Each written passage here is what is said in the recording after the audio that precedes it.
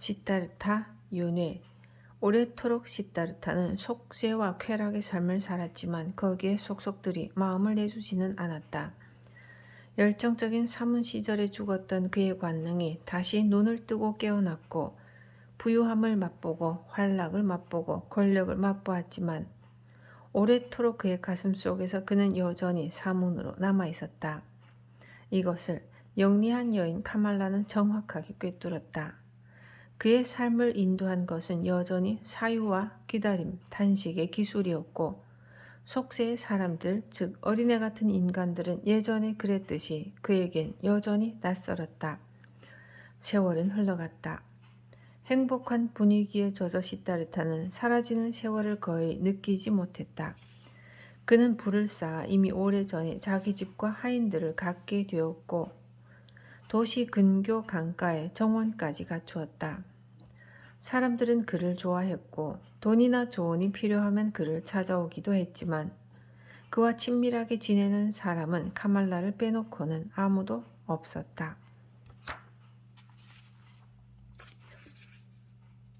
지난날 젊음이 한창이던 시절에 곶다마의 설법을 듣고 고빈다와 헤어진 뒤에 경험했던 그 드높은 맑은 정신에 깨어있음, 그 간절했던 기대감, 가르침도 스승도 없이 홀로 서겠다던 그 자부심, 신의 목소리를 자신의 가슴으로 직접 들으려 했던 그 유연했던 마음의 자세는 이제 서서히 추억이 되었고 덧없이 흘러가 버렸다. 한때는 아주 가까운 곳에 있었고 한때는 그의 가슴 속에서 졸졸 소리를 냈던 그 성스러운 샘물이 이제는 멀리서 희미한 소리로 흐르고 있었다. 그가 사문들에게 배운 것이나 곶다마에게 배운 것, 바라문이었던 아버지에게 배운 것 중 대부분의 것은 여전히 그의 내면에 담겨 있었다.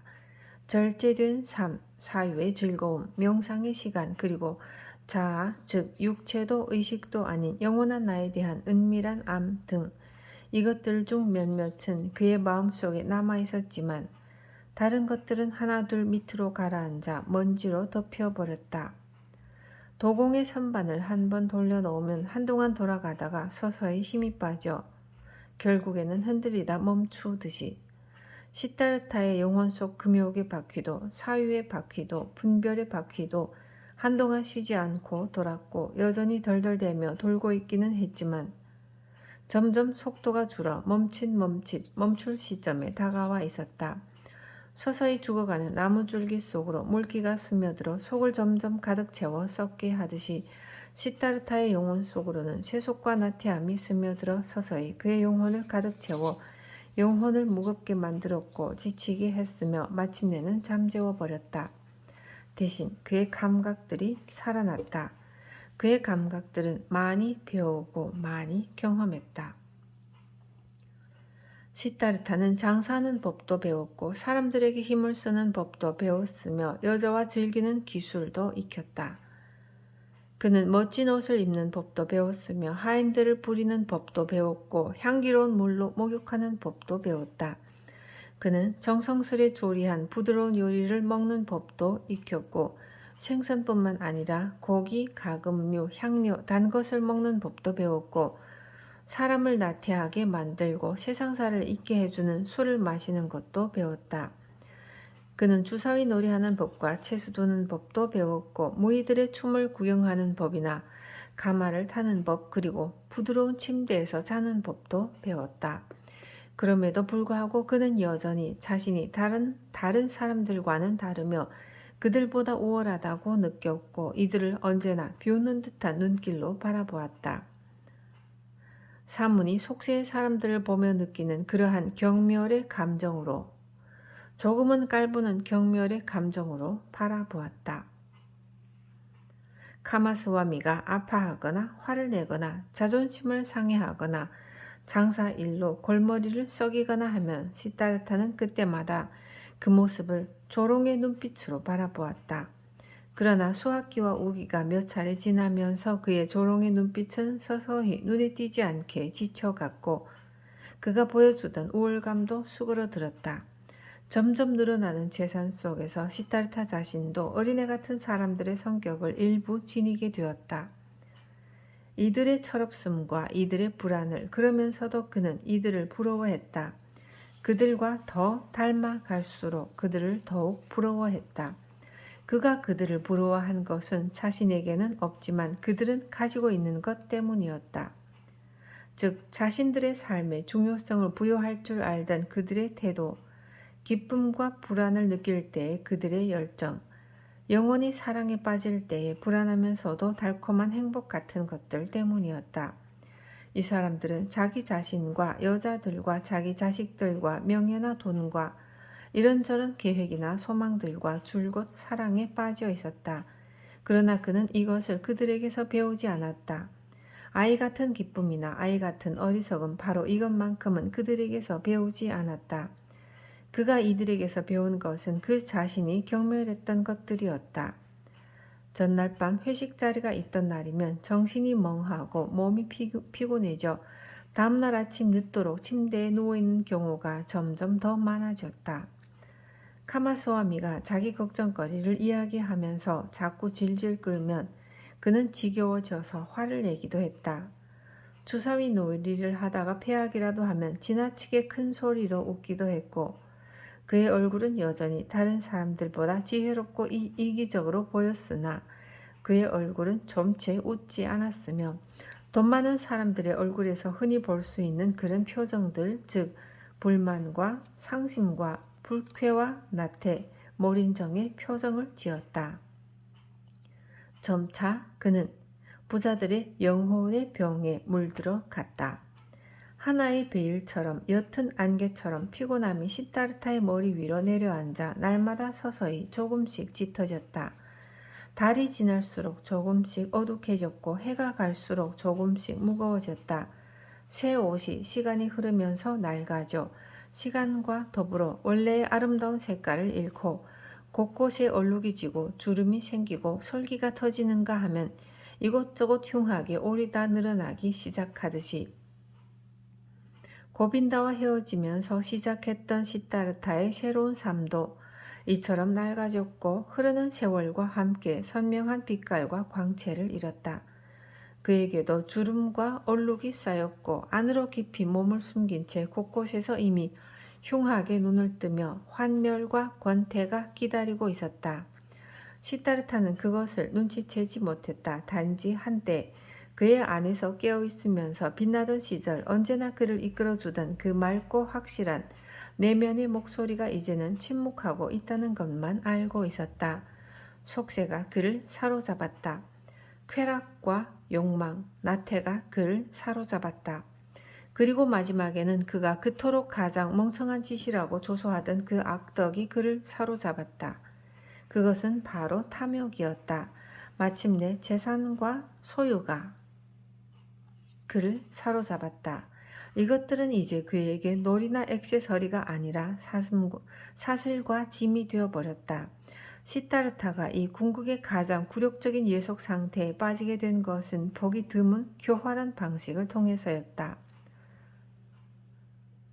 즉 주사위 노름을 통해서였다. 그러니까 마음속에서 더 이상 사모니기를 그친 순간부터 시타르타는 평소 어린애 같은 인간들이나 하는 짓이라며 비웃던 그 놀이에 돈과 귀중품을 걸고 광분하여 열정적으로 빠져들기 시작한 것이다.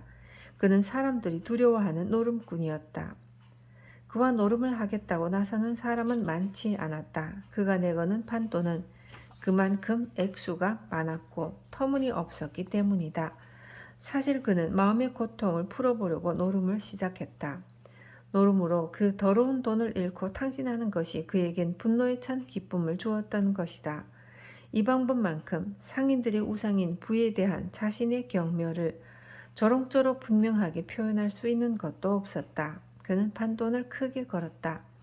가차없이 자신을 증오하면서 자신을 조롱하면서 수천 양을 쓸어 넣기도 하고 수천 양을 날려버리기도 했다. 돈을 잃기도 하고 보석을 잃기도 하고 별장을 잃기도 했다가 다시 따기도 하고 또다시 잃었다.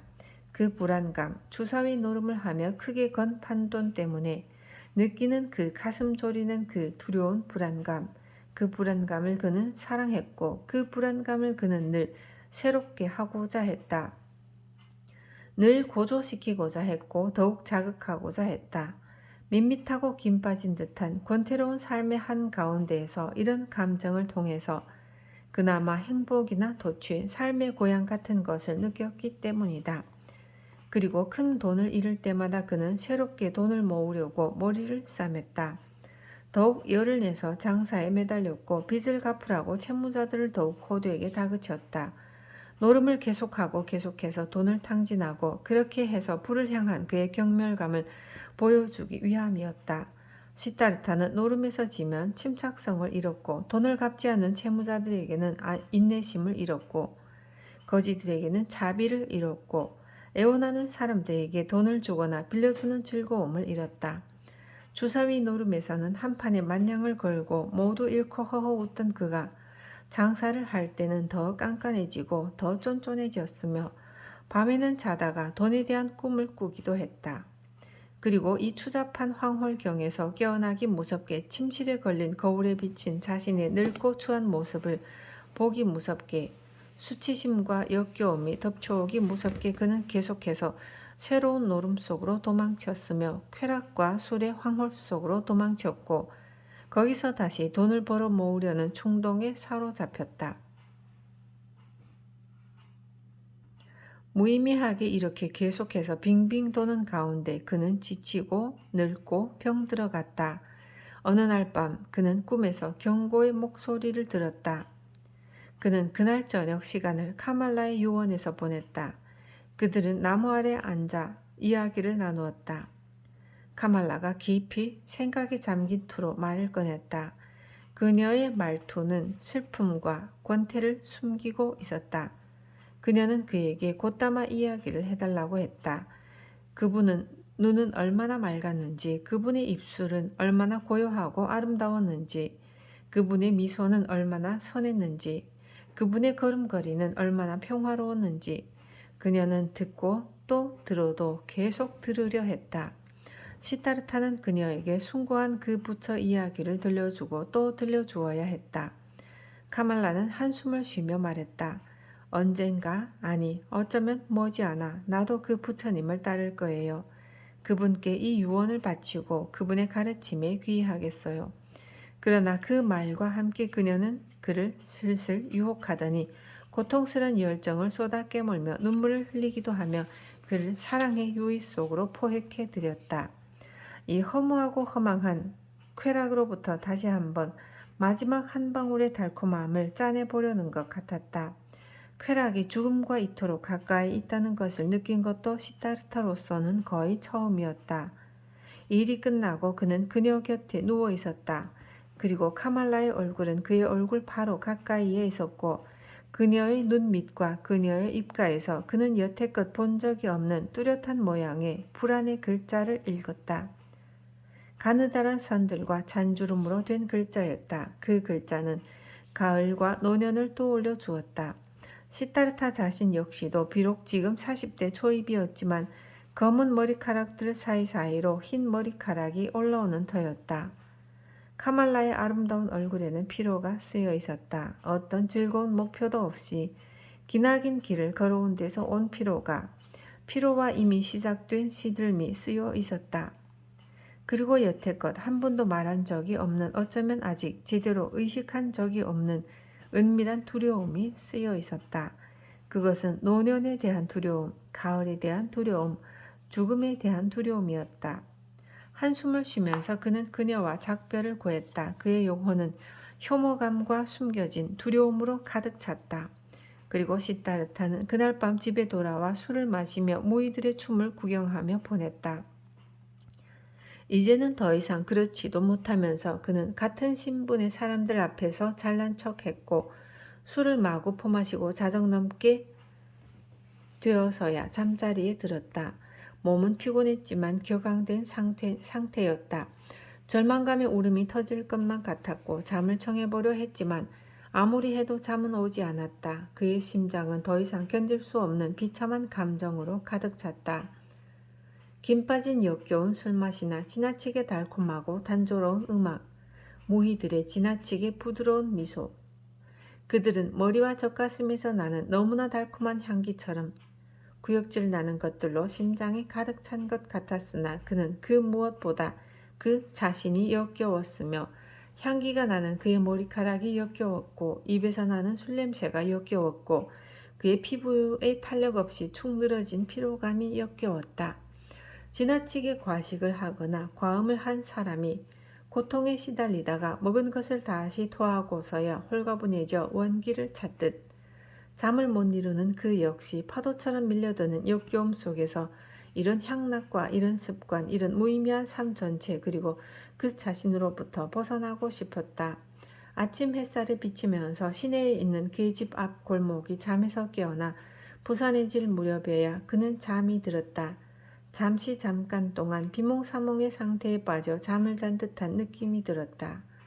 그 잠깐 동안에 그는 꿈을 하나 꾸었다. 카말라는 황금새장의 고운 소리로 우는 작고 희귀한 새를 한 마리 기르고 있었다. 그는 바로 이 새에 대한 꿈을 꾸었다. 그가 꾼 꿈은 다음과 같았다. 평소의 아침이면 늘 지저귀던 그 새가 아무런 소리도 내지 않고 있다는 것을 문득 깨닫고 그는 새장 가까이로 가서 안을 들여다보았다. 그 작은 새는 죽어서 뻣뻣하게 굳어 바닥에 누워 있었다.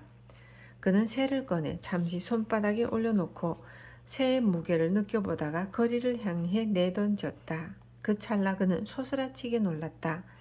그리고 그 죽은 새와 함께 자신이 갖고 있던 모든 가치와 모든 선을 내동댕이 친 것 같은 느낌에 그는 가슴이 아팠다. 이 꿈에서 깜짝 놀라 깬 그는 깊은 슬픔을 느꼈다. 스스로 보기에 그는 자신의 삶을 무가치하고 무의미하게 끌어온 것 같았다. 생명이 있는 무엇, 가치가 있거나 간직할 만한 그 무엇도 이젠 그의 손에 남아있지 않았다. 해안가에 난파당한 사람처럼 그는 그렇게 빈손으로 홀로 서 있었다.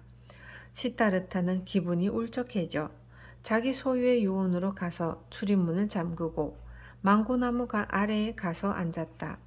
그는 심장으로는 죽음을 느꼈고 가슴으로는 공포를 느꼈다.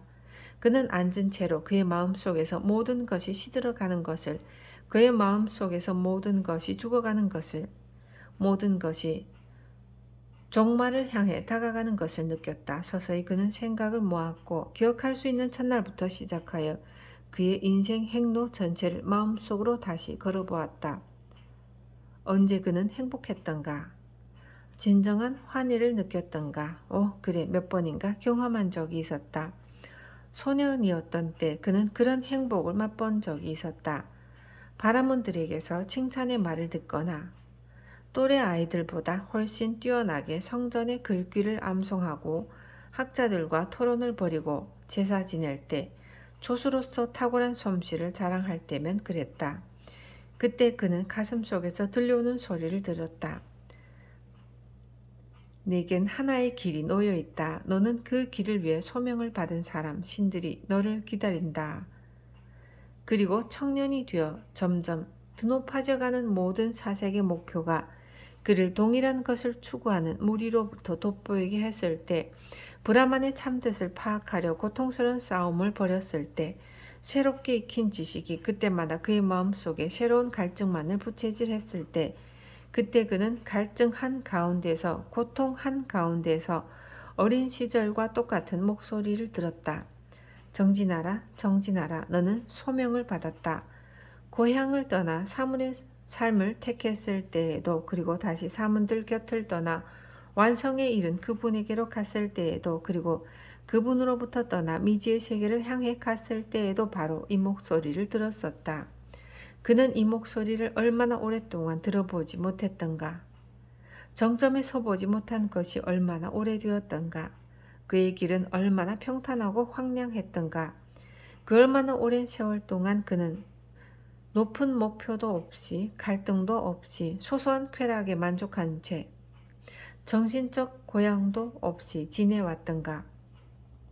이 시절 내내 그는 자신도 모르는 새 대부분의 사람들, 즉 어린애들과 같은 인간이 되기를 바랐고 또 그렇게 되려고 노력했으면서도 그의 삶은 그들보다 더 비참하고 더 곤궁했다.